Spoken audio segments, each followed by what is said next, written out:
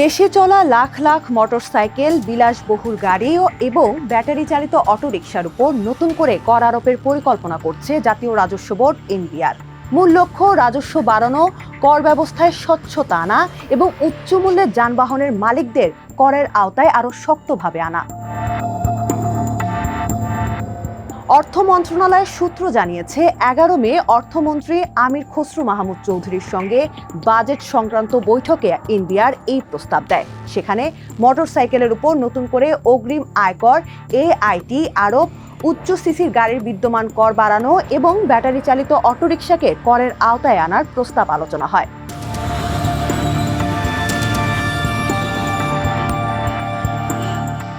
বর্তমানে মোটরসাইকেল মালিকরা নিবন্ধনের সময় রোড ট্যাক্স দেন।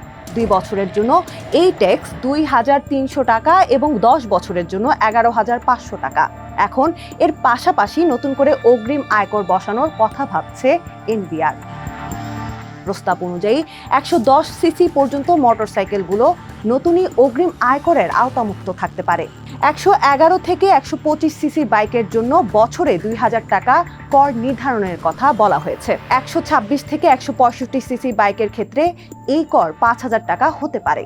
আর 165 সিসির বেশি ইঞ্জিন ক্ষমতার মোটরসাইকেলের জন্য বছরে 10,000 টাকা অগ্রিম আয়কর নির্ধারণ করার প্রস্তাব রয়েছে।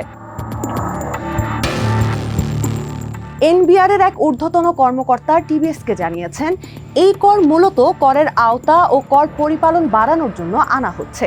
তবে অগ্রিম আয়কর পরিশোধ করলেও করদাতারা বছর শেষে যখন আয়কর রিটার্ন জমা দেবেন তখন তা সমন্বয় করার সুযোগ পাবেন।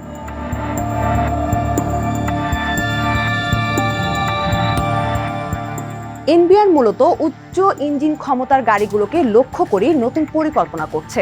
কর্মকর্তাদের ভাষ্য, 2,500 সিসি থেকে 4,000 সিসি বা তার চেয়ে বেশি ক্ষমতার গাড়ির মালিকরা সাধারণত উচ্চ আয়ের মানুষ। তাই বিলাস পণ্যের খাত থেকে রাজস্ব বাড়ানোর চেষ্টা চলছে। বর্তমানে বাইক ছাড়া অন্যান্য মোটরযানের উপর ইঞ্জিন ক্ষমতা অনুযায়ী বছরে 25,000 টাকা থেকে 3,50,000 টাকা পর্যন্ত কর রয়েছে। এই হার আরও বাড়তে পারে। বাংলাদেশ সড়ক পরিবহন কর্তৃপক্ষ বিআরটি-এর তথ্য অনুযায়ী 2025 সালের জুন পর্যন্ত দেশে নিবন্ধিত এসইউভি বা স্পোর্টস ইউটিলিটি ভেহিকেলের সংখ্যা 2,30,000-এরও বেশি। এছাড়া 2025 সালে এনবিআর-এর সেন্ট্রাল ইন্টেলিজেন্স সেল সিআইসি এর তদন্তে দেখা গেছে 3,000 সিসির বেশি ইঞ্জিন ক্ষমতা সম্পন্ন অন্তত 5,288টি বিলাসবহুল গাড়ি বিআরটি-তে নিবন্ধিত হয়েছে।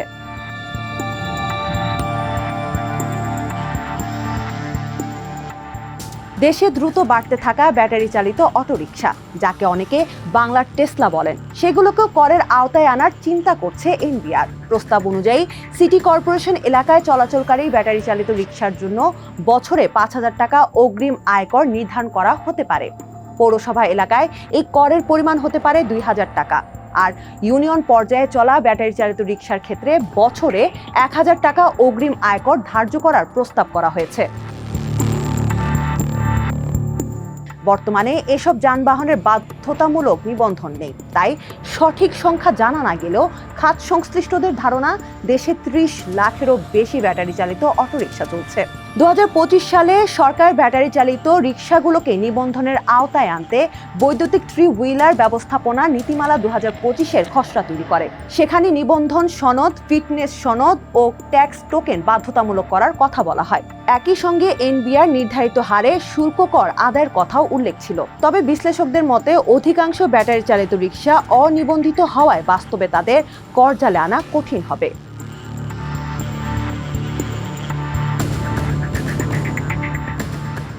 বিআরটি-এর সর্বশেষ তথ্য অনুযায়ী দেশে বর্তমানে নিবন্ধিত মোটরসাইকেলের সংখ্যা 48 লাখের বেশি। এনবিআর-এর আয়কর নীতি বিভাগের সাবেক সদস্য সৈয়দ মোহাম্মদ আমিনুল করিম অবশ্য দামি মোটরসাইকেলের উপর কর আরোপ যৌক্তিক হতে পারে বলে মনে করেন। তিনি টিভিএসকে বলেন, বাইকের উপর AIT ইম্পোজ করা হলে রাজস্বের পয়েন্ট অফ ভিউ থেকে যৌক্তিক হবে, কারণ এর ফলে স্বচ্ছতা বাড়বে। এমন অবস্থানের ব্যাখ্যা দিয়ে তিনি আরও বলেন, সরকারের কর সংগ্রহ বাড়ানো এখন সময়ের দাবি। 2014 সালে যখন আমরা দায়িত্বে ছিলাম তখন কর জিডিপি অনুপাত ছিল 10.2%। এতদিন তা না বেড়ে উল্টো কমে 7% নিচে চলে গেছে।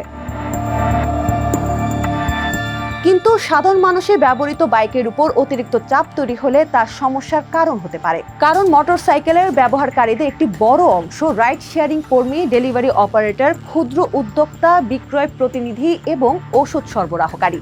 এছাড়া অপেক্ষাকৃত কম আয়ের পরিবারগুলো শিশুর স্কুলে যাতায়াত, বাজারে যাওয়া কিংবা নানান পারিবারিক কাজে সাশ্রয়ী পরিবহন হিসেবে এটি ব্যবহার করেন।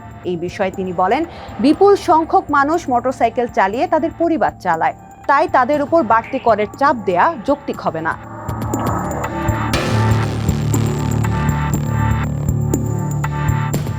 দু 2025 সাল থেকেই মোটরসাইকেলের উপর করের বিষয়টি আলোচনায় আসে। বিশেষ করে রয়্যাল এনফিল্ড, ইয়ামাহা R15 এর মতো উচ্চমূল্যের বাইক বাজারে আসার পর বিষয়টি নতুন করে সামনে আসে।